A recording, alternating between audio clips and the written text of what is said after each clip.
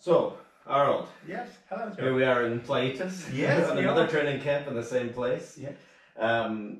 I've heard you do some other podcasts before, so I don't want to repeat the same, so I No, thought some that's- different things. But That's good. I guess rather than the whole background, a little bit about your role we could start with. So, you're the head coach and sports director of the Norwegian Triathlon. Yes, that is true. So this is a kind of mixed role, and sometimes it's a little bit difficult role because you have in one way different positions, but mostly I would say that I'm the head coach. That was, I think, is my main thing. That is the thing that make a difference compared to the sport director. We don't have so big budget, so Right. we need to do everything. But that is something I think many others could do. But I think the head coach position is It's the important position. That's an important position. I mean, There you get the result, so that Yeah. you produce it. And You're not in an office day to day, you're on deck, you're on the bike, you're running. yes, all of it. Yes, that was I enjoy. Mm. Be here on training camp and out to the races, be with athletes, meet athletes. Mm-hmm. And then sometimes when you're home, of course you are at the office and do the strategic things, but the main thing is to be with athletes. Yeah. So Norway has really come in prominence in the last few years. I mean, everyone's known about Christian for a while. Yes. But, part of the reason we're talking, and it meant there's a lot of interest in what you guys are doing now. Yeah. And what do you think is behind that? Like, what the rise, if you like? Obviously, it's one of these situations that the overnight success is not. But when you think about some of those things and reflect. What I think is, of course, it's obviously hard work. But I think I was, in a way, I would not say lucky, but the kind of athletes I was able to collect when we started was very good people who had the right mentality. And one of the things I think maybe could be the difference, so I started with them, they were 15, 16 years old, and no one had a result, but they have a mentality of what they wanted to do, and I think we were really strict on how we wanted to be, and we were really professional from day one. Of course, we did a lot of mistakes, but the overall things about how we wanted to do and the professionalism, to be on time, to do the training, to learn about your body, how your body reacts, and start having the good dialogue with the coach. So I think we set a quite high standard from day one. And in the first, it took some time to see the result. Okay, Christian was having good result already. He was third in the Junior European Championship in 2012. It took some time from the others to grow and develop. But we were, the whole time we had the same group, the same people, and some were in and out, but the main group we see today, that's the same I started with from the start. Yes. What is that professionalism that you talk about? Because I think you have an interesting culture, at least from the outside. I'm keen to try to understand it a little bit, but where did that come from? What was the start for you, like from your coaching or from your experience? I think it's a little bit from my experience. Myself, my coaching background when I started with these young guys was quite limited. Okay, I have been on the national team myself and I've been coaching age groups, but that's a very different story. Right. Yeah, so actually the federation talked to me more than 1 year before I said that I wanted to do it. Because do I want to work with young guys doing Olympic distance, because it was quite easy to work with the age groupers and I have a good job. But when I thought, okay, I want to do it and I want to really dig into it and do it really professional. And I think that my mentality, I think the athletes saw it, understand it, and I think that the culture we start building from day one. I think they can see that I'm really into it. I'm in it with them. I'm not that guy from outside giving them, saying to them what they're going to do. I'm with them. So you're living the culture as well, aren't you? I'm living the culture, and I'm very into triathlon myself, and actually been racing for more than 30 years, but at a really low level now. But triathlon is a really big part of my life. I have to say that. When I was doing some research before this, I put your name in my computer and up popped a Hawaii Ironman result somehow on my computer from 2005. So obviously you did race, but then you transitioned into coaching. But this culture thing is interesting because I think it is something different about what I can see anyway from the outside. In terms of the ability to do work and the discipline is very high. It's a very high discipline, yes. Yeah. But in the other way, yes, the high discipline, high volume, hard work, but we are really having a good time and we are doing what we want to do every day. So it's not complaining about, oh, should we do this session today, or this is too hard. No, it's like, oh, come, let's go for it, we're looking forward to it, and this will, or can we do that? Yes, I think we can do it. And I try to challenge them and try to make it into a positive thing, that's a challenge that we wanted to do, to see if we can do it. So of course we maybe push it further sometimes a little bit too hard, but it is not just me, it is all.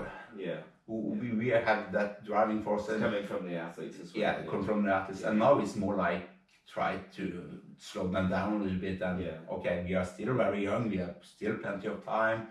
So we take it step by step. But it's a team that they are the best friends. They are together most of the year. Okay, I see from your team, your group, I see some of the same mentality, of course, because it is athletes who really enjoy what they are doing.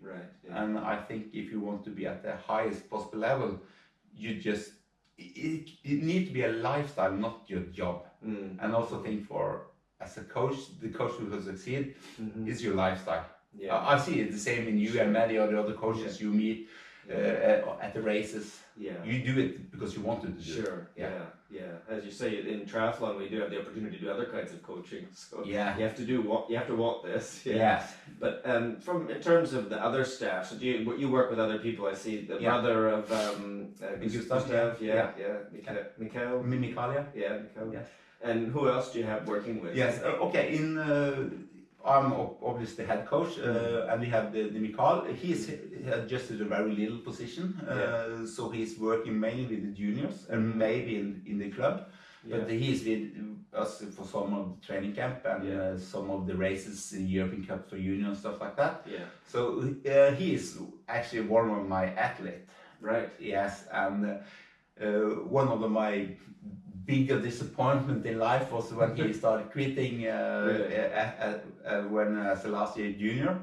He was a really promising athlete.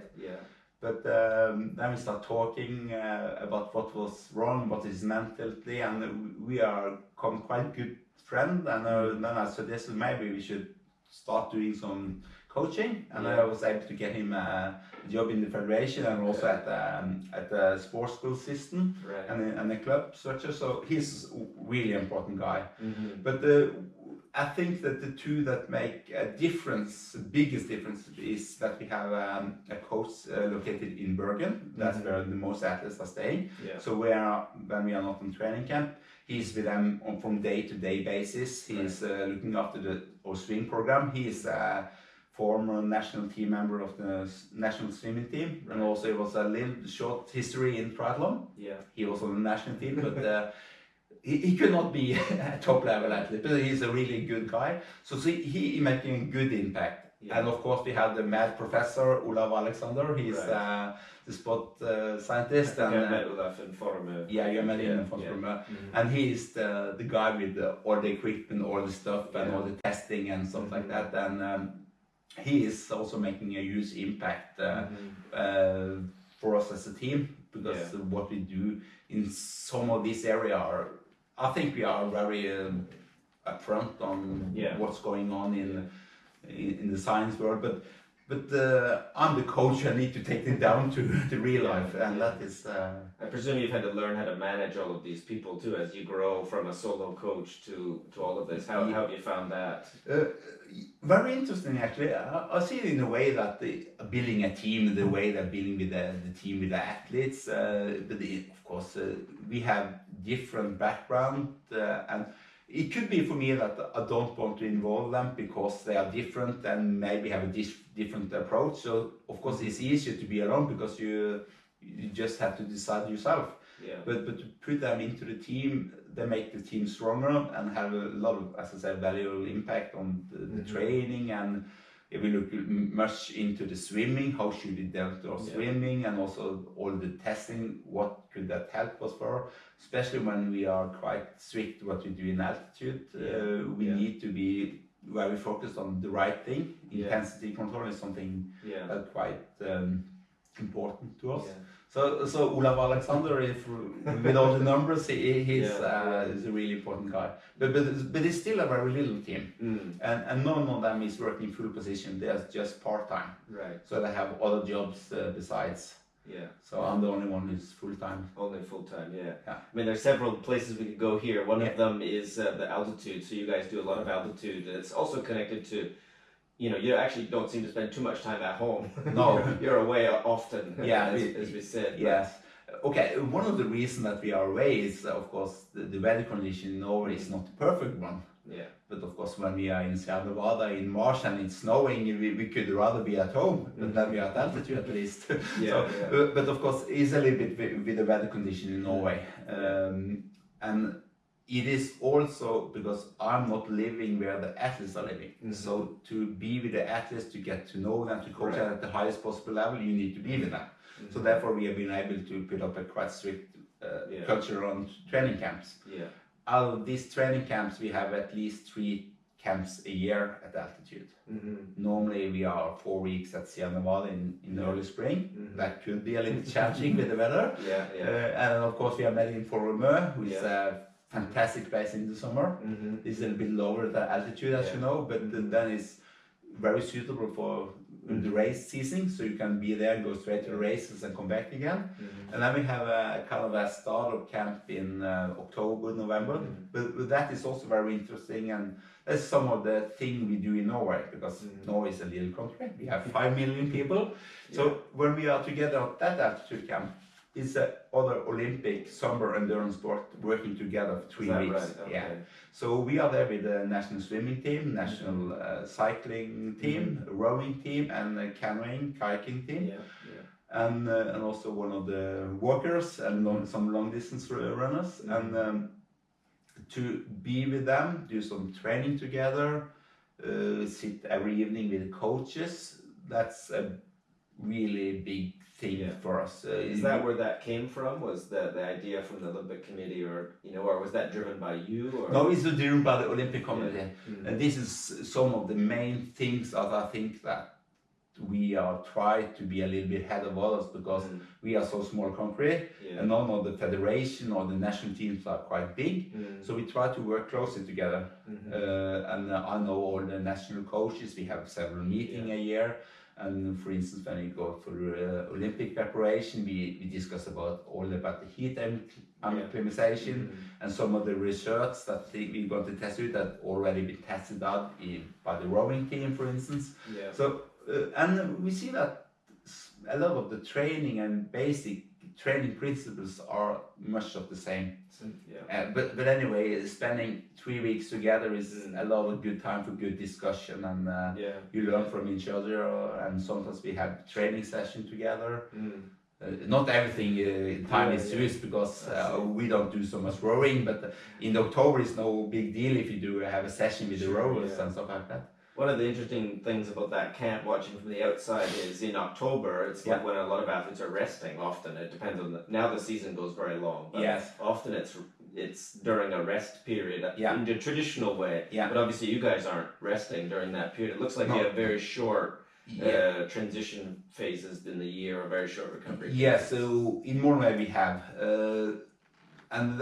this is one of the compromises we do, because we want to and need to be on that camp in other Olympic sport who actually end the season earlier than us. Our break is very little.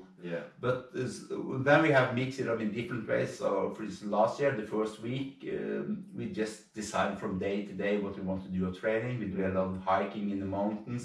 So it's no training in the structured way that we do now.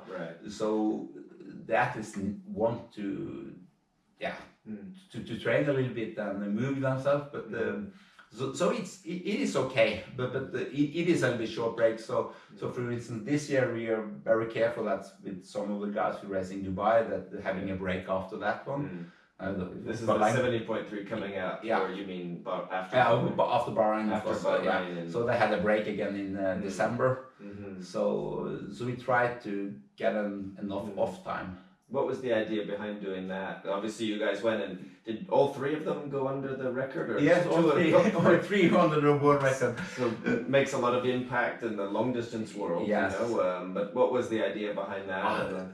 That was very interesting actually, because in Norway it is a little bit different, of course, to what you're racing. Sure. But the training we do, I think that the training we do, that some of the athletes on the team can handle a 17.3 on our training. I said just saw some. Yeah. So what we saw, that I have to be honest, that Casper, who was number 3 from the outside, it seems like a really good race, but he was not really trained to race at the highest possible level. Gustav and Christian, no problem.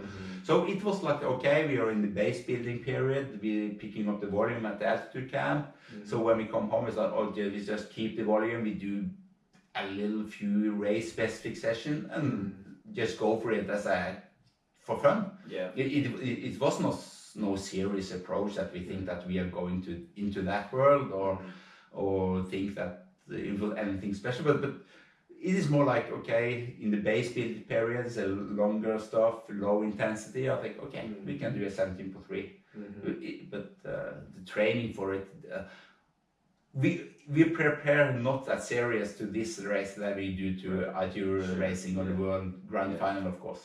Does that make you think what the real limits are then in this kind of course, in these kind of conditions? Like, if you did do a serious preparation, you know, perhaps the limit is farther, or do you think that the kind of training and the preparation you do gets a pretty good level, you know? Yeah, I think it's a pretty good level. I think they can go faster if they want, but we know that the cycling course there was quite fast, but actually it was like, we of course, we are into the data, so we did some calculation and we figure out if the power up was like that. We saw that both Christian and Gustav could do 107 on the half marathon. I was 3 weeks before, I was 100% sure that if they put into the nutrition and stuff like that, they can do it. And I was very into that. If they do it, we have to do it properly, especially in terms of nutrition, because last year Christian also did the same race. He won, but he blew up, and he was sick afterwards. The recovery time was very long. So I said, you're not allowed to do it unless we can do it in a better way. Right. Because if you do it in a better way, better prepared, put in the nutrition, do that right, you will also recover faster. So what did you change in that case year to year? What was the difference? It's not, one thing is, of course, they were better prepared, and also on this year, the altitude camp, we did more specific training on it, and when we come back home, we did that specific training to a higher level, because then I knew a little bit more how we should do it at the highest possible level. And they were, of course, very lucky that they could train together, and they were pushing themselves, because in November in Norway it is quite tough. You went home for a few weeks. Yes, so all the training after the altitude camp was back home in Norway, and it was 0 degrees, raining, snowing, dark. So actually all of the training that it was indoor. There's some easy session now, so but all the main training was they're doing indoor on the treadmill and And about the 107, when you say that you were confident that they could do that, what do you look at when you're thinking about prediction in this way? First thing, you need to know what the power they can handle on the bike. Right, of course. So we knew, we had done some testing, and we see what was quite good for them, and we do some calculation on the nutrition, and we figure out how much nutrition they needed. It's not rocket science, but you still need to do it. And then we saw the running test and some of the race pace training they did. Especially you saw that the Gustav and Christian, they were at this pace at all the race pace session. The heart rate was at the level they should be. They were able to keep the whole distance, and so we saw that. On the other hand, for Casper, we also saw that, but for him, I predicted around 110 because he's not so fast. But he missed a little bit on the nutrition, so he was 1 minute slower. It's not bad, but it was not perfect. No, no. So when you're talking like the testing, you're talking metabolic testing, like how much energy is it costing them to go at this speed? Because one thing that you do a lot of is the lactate testing. Yeah, we do a lot of lactate testing. Also, but also before this race, but that was mostly as a preparation for Tokyo. We know about the sweat loss and stuff like that, but that's something everyone does. Sure. Yeah. And we of course, but one of the main thing we do is quite a lot of testing. And for us, testing is good if you get the numbers and you know how to use it. Yeah. Unless it's make no sense. So we have one test before we went to altitude, and then we have one test after altitude, and we use that data going into the races, but mostly going into the new period of training. So at the end of one period or after a break? Or So in general, okay, it's a little bit difficult. That's one of the discussion I have with Olav Alexander, because he wants to test every month. Right. And that is of course not possible. But for us it's like when we start a new season, it's a test. Everyone knows that, okay, that's probably not a very good test, but then we know the starting point. Then we go to, let's say, an altitude camp, and we do some things we need to do. And then we of course we check the blood volume to see if you have the positive response on that. And then we have new lactate tests to see how the profile is changing. And of course, if you maybe don't do the right training, or maybe you go too hard, you know, you can see that on the test result. Of course, you can also see it in training, but for us it's very good to have the numbers. And then we just use that for this kind of this training during the winter. And then we have a new training block of testing now just before we went to this camp. And when we are back home again, and before we go to our next camp, we have a new test. But after that, then it gets very difficult to have good tests in the lab. So then we do some field testing too. Right. So how much are you adapting for the individual based on that? So you have some different athletes, because it's not only the three men, you have other athletes, there's a few here as well. So are you giving them their own speeds or paces, or like today you posted on Instagram that you did 12 by 4 minutes, for example. So how are you prescribing what's going to be done there, if you don't mind breaking it down? We can take an example today. Okay, this time 12.4 minutes, I have to say that it's not something we do every week. Right. And one of the things we try to have big variation on how we do our intervals. But today it was 12.4 minutes. The youngest guy was doing 8, and some of the younger elite was doing 10, but the best was doing 12. Out of most of them try to be at what we call anaerobic threshold all the time. So you need to be quite focused to keep that. And for that we use overfeeling, and I take lactate after the second one to 6. Also we have at least 3 to 4 lactate measurement during the workout. And we pay of course a little bit attention to the heart rate, and we use the Switch sensor. Not everyone think that is accurate, but for us we think it gives quite good data. But I have to say that even if you use that, it is the athletes who know their body, especially when I'm doing so much lactate testing. So when I tested Christian the first time, he said, "Oh, I am 2.6." He was 2.5. So that's pretty close. So I think that we use that equipment, but it is mostly like the athletes use how they feel and the run and that. But they knew that they're going to race at the threshold, and they should try to be at that level. And when we do lactate test during the test, the lactate should not be rising. If you're going too high, you know. So we saw that they were very in control. So they are themselves who push the pace, but. And so you're not setting go at 3:15 or 3:10. No. So you're going. We can do, if you're on the track, we can do that. And if you do intervals on the bike, I give you them quite strict values on power what you should do. Especially on the bike, it's more like you should do interval between 350 and 360 watt. And that is according to the tests we have done, but also what I see in all the training. So especially on the bike, when you have a power meter, I use it really strict on that. On the run is a little bit more by feeling and a lot of lactate testing. And when I analyze the data afterwards, I look into the heart rate and to the power data from the Swiss sensor. Are you doing most of the analysis yourself, or do you also get feedback remotely? And yes, I got feedback remotely. The simple analysis I do. Yeah. But when it comes to the more complex, if I see something that we want to dig into, I call over Alexander and he dig into it. Yeah. Because I don't have the time to. Sure. If you go in details on every session, yeah. you can spend. You can accumulate a lot of data very fast. Yes, a lot of data. So after sports. Yeah, and you know, and also it is also coaching. You as a coach, you see that, you need to see the athletes, you need to know the athletes. Yeah. And when you get to know them, just by seeing their face at the breakfast, you know a little bit how they're feeling. And so for me, this is really a big thing I put a lot of attention to. And you also see when they comment on the training, you can see between the lines if they're tired or feeling okay or adapting. Yeah.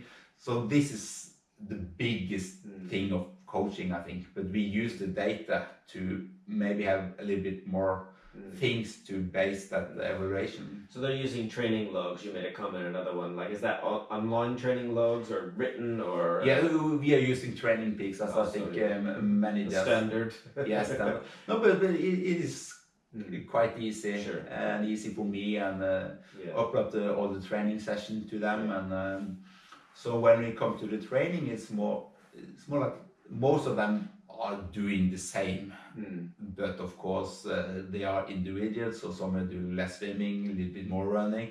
So from, let's say, the elite athletes, I can assume that's around 20% difference between the guy who trained most and the one who trained at least.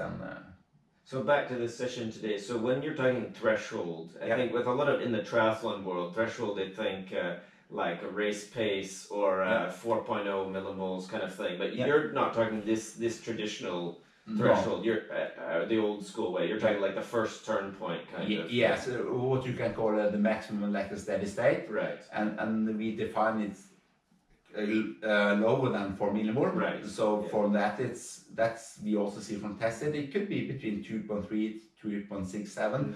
So most of that our training is around that intensity of course the interval training at that intensity. We do a lot of low intensity training, but what we do, since the intensity is for sure slower than race pace. Normally we're doing 4 minutes, so but the volume is quite high, like today. But of course, you know, you can mix it in many different ways. So we always do kind of session that you are into race pace. You can just take the distance down, so just the resting period. Now you're into race pace. So there's many ways of doing it, as you know, and also when you come to the season, it's quite normal that you of course do some more race pace. If you want to run sub 30 minutes in a 10K, you should not only do intervals around 3:10.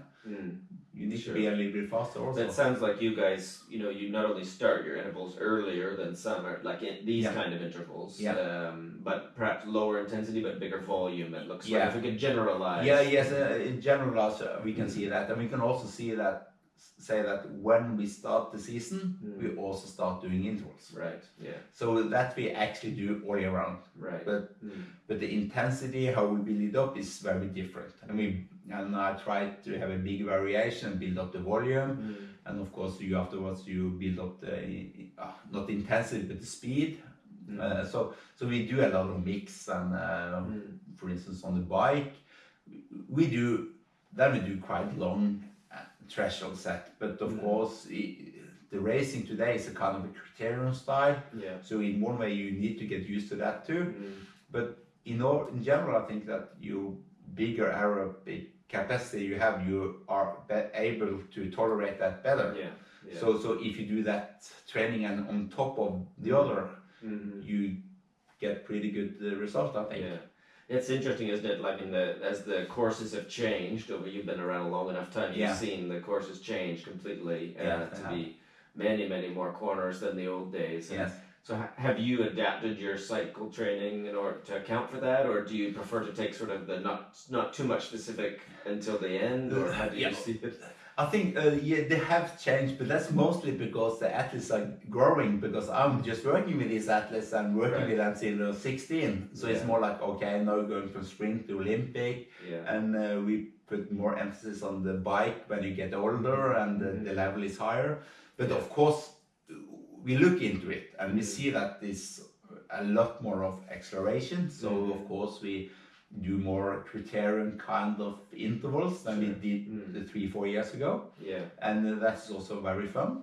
And also, for instance, here in Pleitas, our Triathlon tour, we had a lot of parking lots that are totally empty, so you can make very good challenging courses, and we use that, but of course not every week.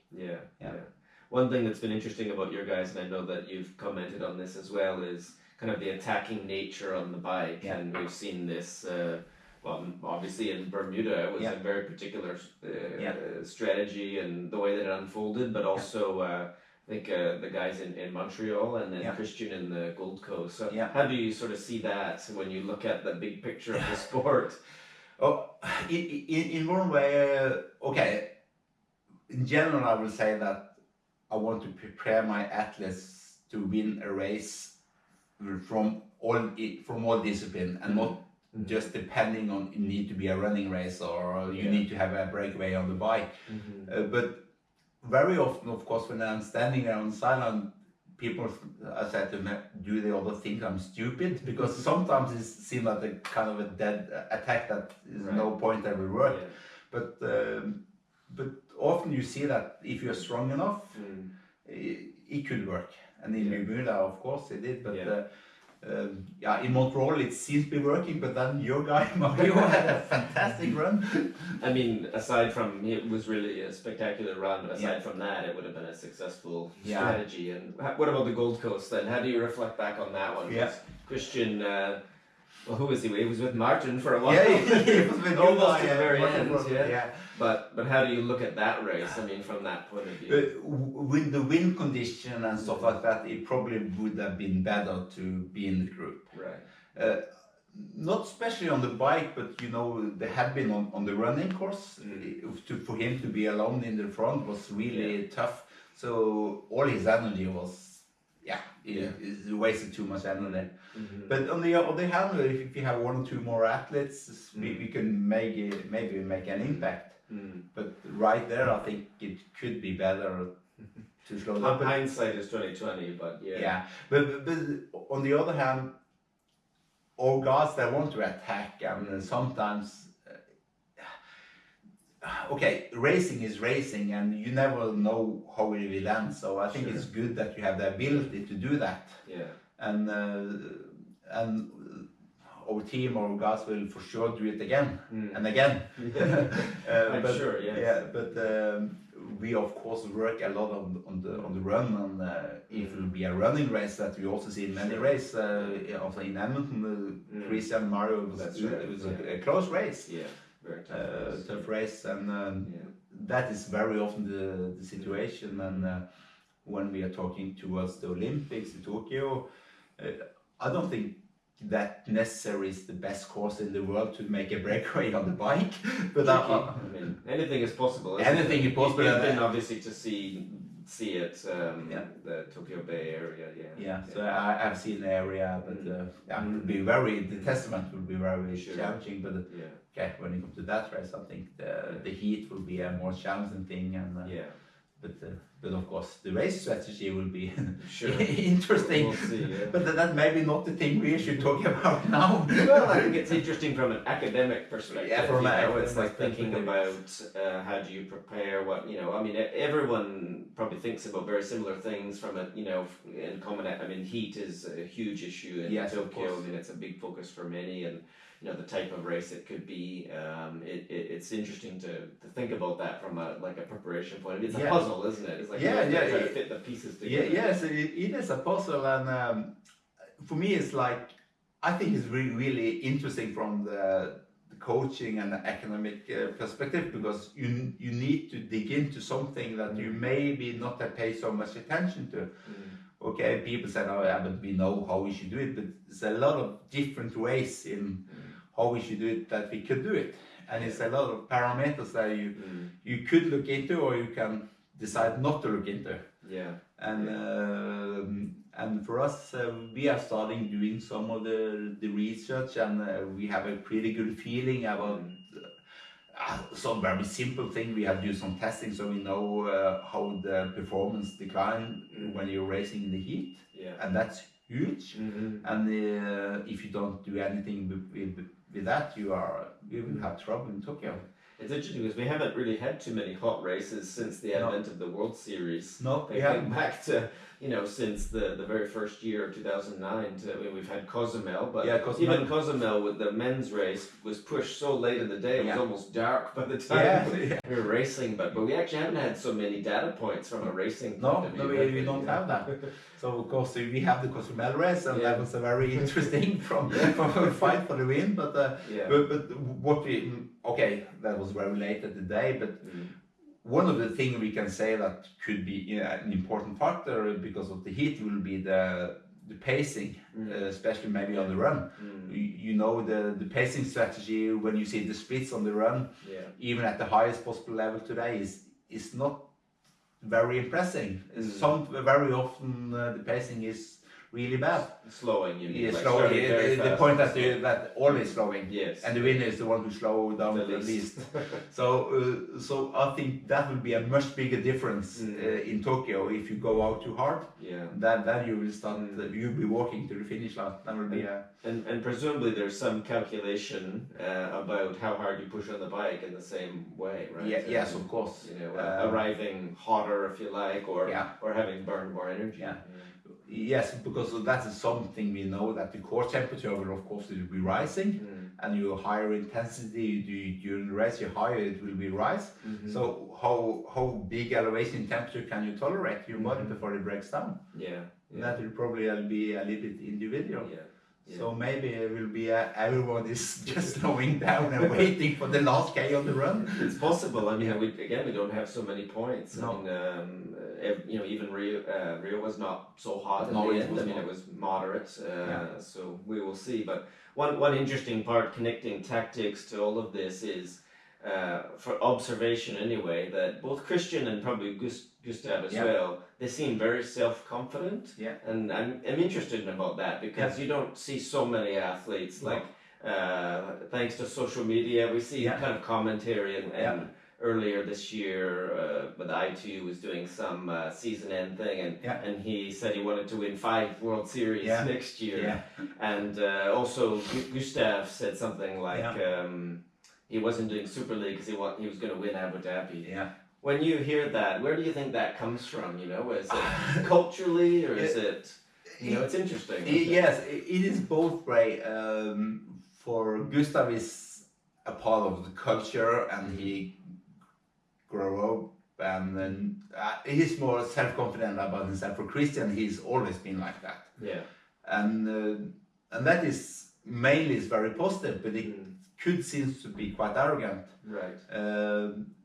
And for me, I'm not for me it's okay that he's like that, but as a coach I find sometimes difficult when I see his physical level is not at the point where if he say he want to win a race, and I see his that I'm sorry, you are not in the shape you want to be now. So when we have that kind of conversation, it's a little bit difficult, but mainly I like it because Christian's approach, everything in life is triathlon. He go all in for it, and he genuinely think that he can win every race he entering. And this is mainly a good thing, but sometimes that also means that you're racing, you forget to use your head when you're racing, and then you blow up. So it's a little bit mixed feeling, but for him, he's like that. For Gustav, it's more like had been a learning process, and for me as a coach, it was something I want to learn him to be a little bit more self-confident about his ability, because he really underperformed in many years. So the big change was actually when he won his first World Cup. That was the Kalvari last year, and then we started 3 months earlier to say this race is a race you should win. And we start preparing him, and he start talking about, I will win this race, I know I can win this race, and that process make him grow a lot as an athlete, as a person. So, and then he was able to perform at the level that he showed in training the last 2 years. So for him it's been a learning process, and is really good and important for him. But you can always discuss that they are maybe too arrogant. Well, it's interesting. I mean, from like an academic point of view, when you see athletes that are outwardly self-confident, because many are not like that, you know. So it's interesting, and from a coaching challenge, you know, that's kind of how I'm thinking about it as well. Like, what kind of characteristics do you have to manage? You know, because we come across all kinds of different athletes. Some they need to pull up, and some they need controlling, and I'm sure for you as Christian and Gustav has developed, you've had to adapt. Yeah, they have developed. But one of the things that actually we see that they genuinely believe that the group, the team, the way we're training is the best in the world. We don't know, but in a way, all in the group think that. And for me, it's a challenge. It must not be something that you rest on and say, we are the best, because we are not. You have a hell of a lot more better result than we have. But when I believe in it, it also makes a challenge for me as a coach, because I have to handle that in a way. So I need to always show that I want to improve, I want to be better, I want to see if we can do something even better than we do. Is what we do good enough? So if you do it in the right way, like I hope we do, it will push you forward. No, that's an interesting balance of confidence. You want to be confident in what you're doing, but also feel like everyone needs to get better, right? And you need to improve, because the whole world is improving. The whole world is improving. You should just see in every aspect of everything. So that's a part of the life.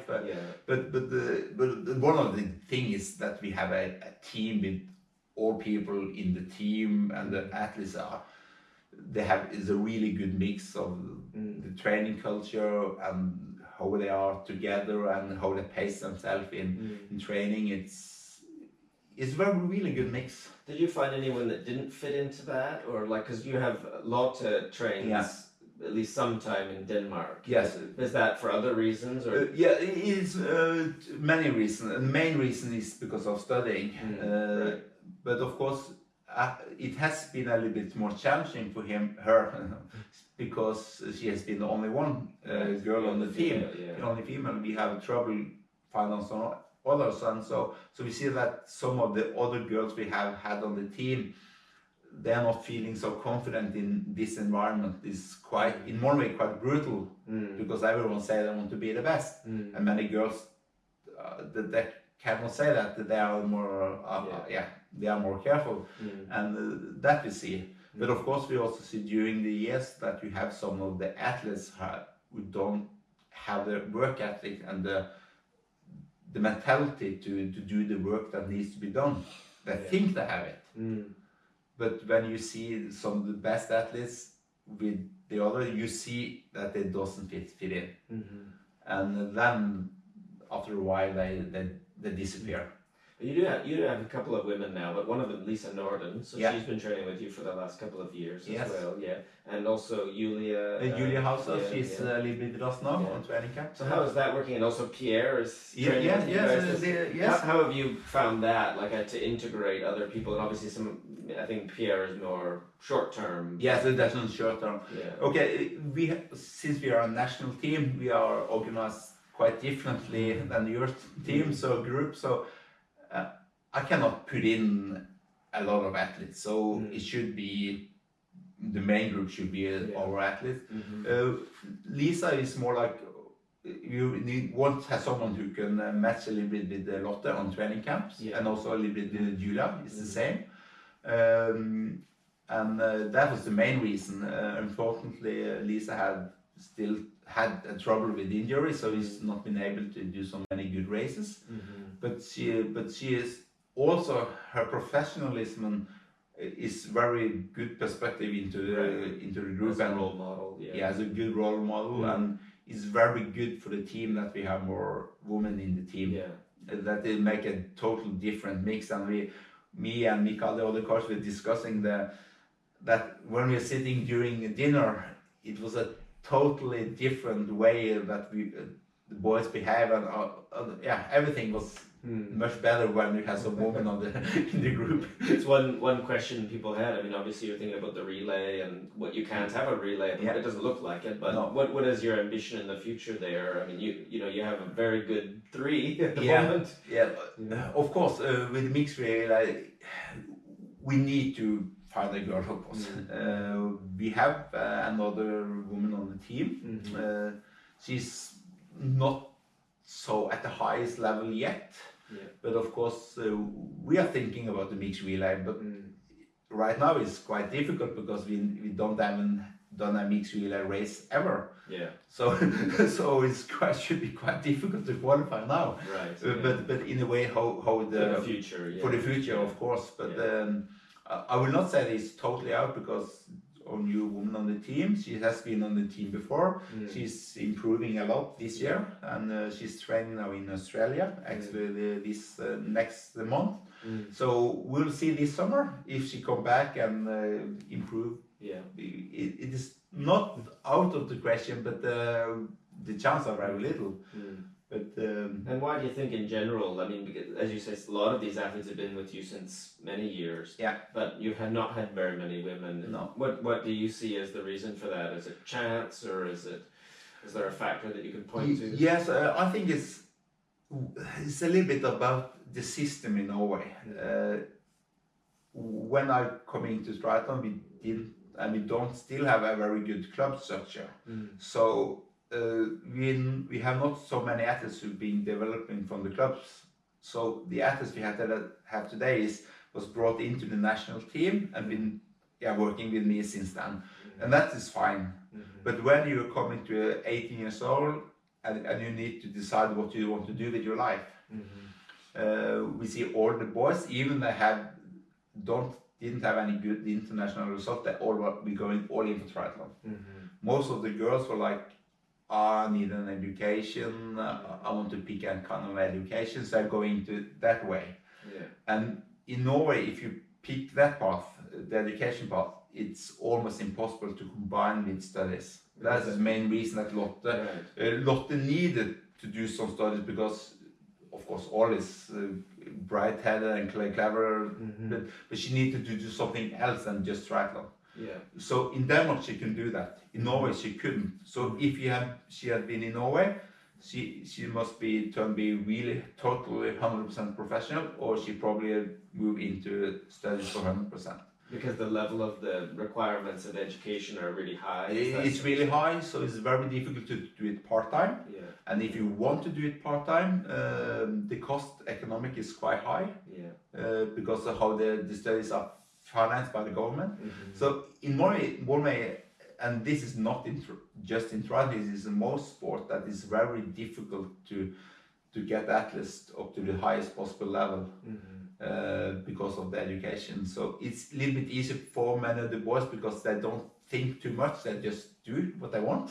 Yeah. But the girls, so it's culturally. It's culturally. But of course we're working really hard to get more women. It's very important for us, and in the ideal world we should have 50-50 of women on the team. Yeah.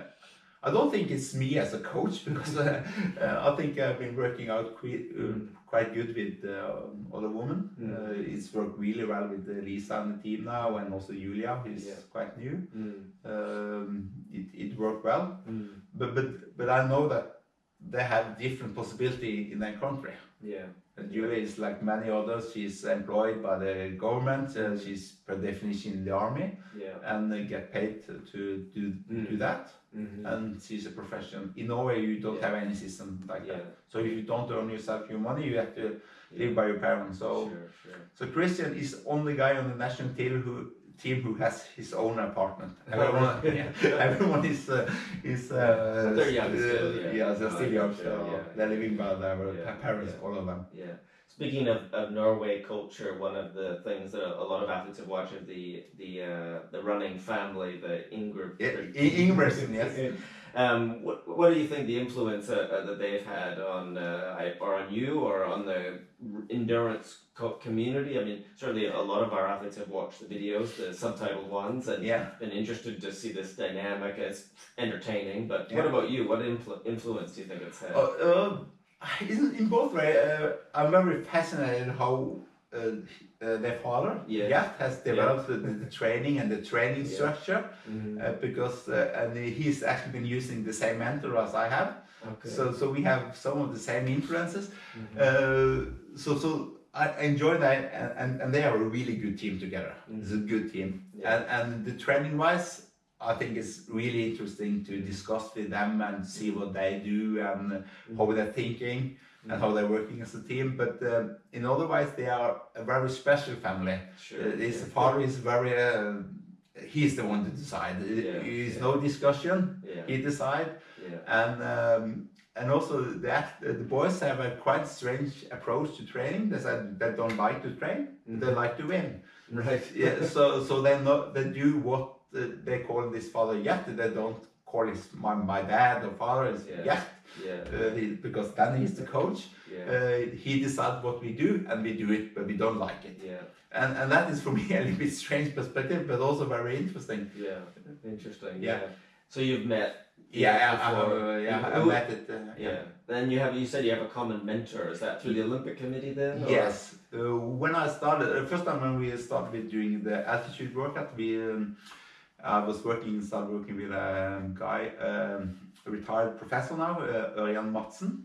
He should be one of the leading experts in altitude training, and he also been a national coach in swimming, both in Germany and Norway, and he was a professor in physiology from University in Köln.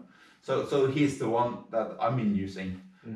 Study, and that was by the Olympic Committee who set me in contact with him, and he has also worked with the Ingebrigtsen brothers, or their father. So I see we have some of the same thing. They also spend a lot of time at altitude, even more than we do. They are a lot of time in Flagstaff. Over there in South Africa. But the interesting approach, because when you see that training, you think that it seems like training for doing 10,000 meters. Right. Not like they're doing 1,500 meters, because they had a lot of endurance work, a lot of threshold work, a lot of double threshold session during the day, a lot of things that we do.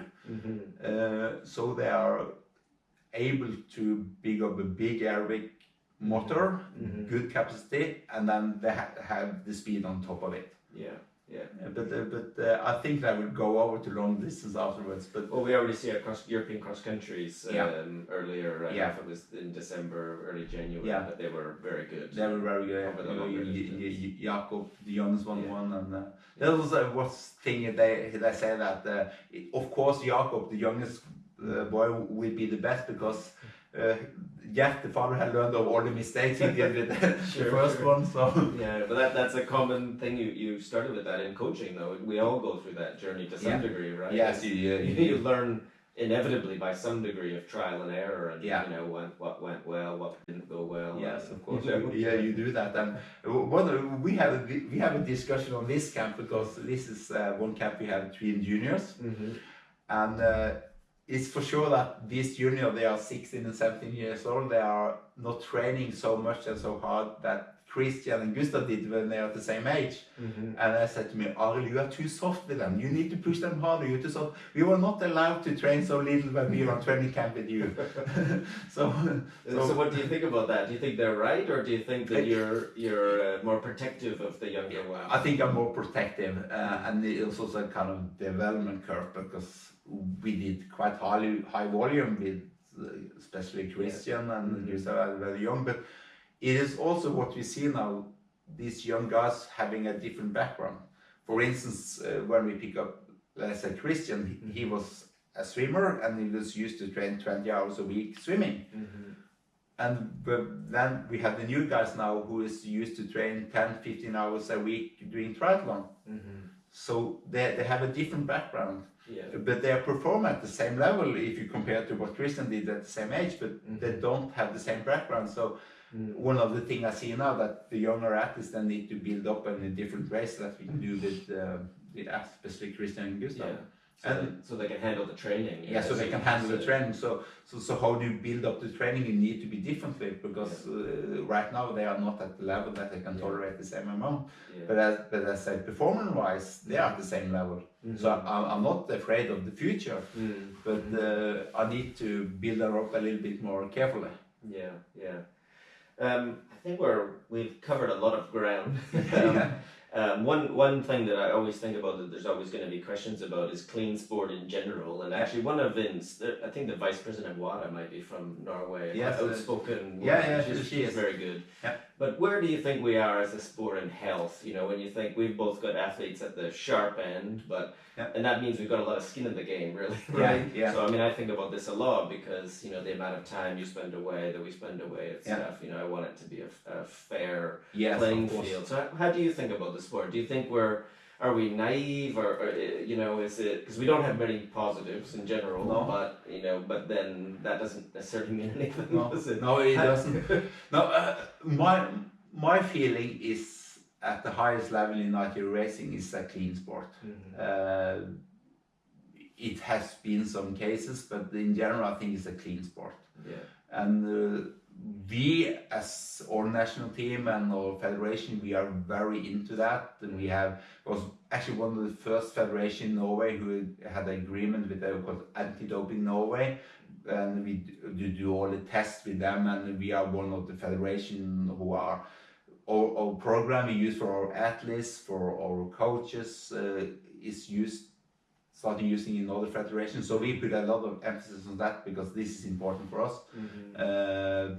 And I generally think that in the ITU elite racing, I think the most federations do have the same approach. But when it comes to Ironman or maybe age group racing, I think it's a little bit different. I think I'm very confident that the athletes racing the WTS races are in general. That's your feeling. And you? I mean, my position over time is I'm fortunate enough to see that they can win clean, so that gives me a lot of confidence. And for sure, I wouldn't do it if it changed significantly, or if I didn't think it was possible. Then I wouldn't do it. It's not worth it. Then. But you've been in the sport for a long time, and we know that if you go back 7-8 years, it was maybe a little bit different story. And it feels that way, you know. I mean, prior to Beijing, maybe, or even farther back, you know, before there was the same testing there was before in the early days. You know, we did have some positives in the early days, some big ones. We have Dimitri Gag, Brigitte McMahon at one point after she won gold in Sydney, but. I mean, I you know, I feel the same in the sense that I know that we can win clean, and maybe it has changed. I don't know. You know, we have people from all over the place, so you do get to see what the individual anti-doping organizations do. You know, how often we're tested. I would like to think we should be tested more often. I think we should be tested more often. In general, in general. One of the things I'm very happy about because how we work in Norway, our athletes are testing a lot out of competition, and we are really happy when they are knock on the door in the cabin in Fornebu and we'll have some tests. And I think that's very good. And as you said, that for us as a coach is when you work and you're actually spending your life on this, and you want it to be a fair race. You want to be clean athletes. My only worry now is this sort of grey zone stuff, you know, when there was talk about thyroid medication, or there's a lot of asthma medication, corticosteroid stuff, that I would like to see WADA move a bit more on this. They could close some of those doors, but they're hesitant to do that. It's interesting watching cycling right now is trying to shut down tramadol and some other things in that way. That it would be nice to see them push that along. I think that when we had a vice president in WADA, and in Norway we want to be stricter and try to push. And in Norway it's a little bit talk that WADA is not moving fast enough and a little bit slow, and especially with some of the cases with the doping lab there in Russia, stuff like that. Yeah, it's not good at all. Yeah. So then sometimes you had a feeling of maybe it's not as good as it could be, but in general, I think that in our sport, it's a clean sport. We're fortunate, yeah. Well, I think that's been great. Thank you very much for sharing so much and You're welcome. being able to have this conversation. Yes, it's really nice to sit down with you. We haven't actually talked that much before. No, we haven't. This is the longest conversation we have.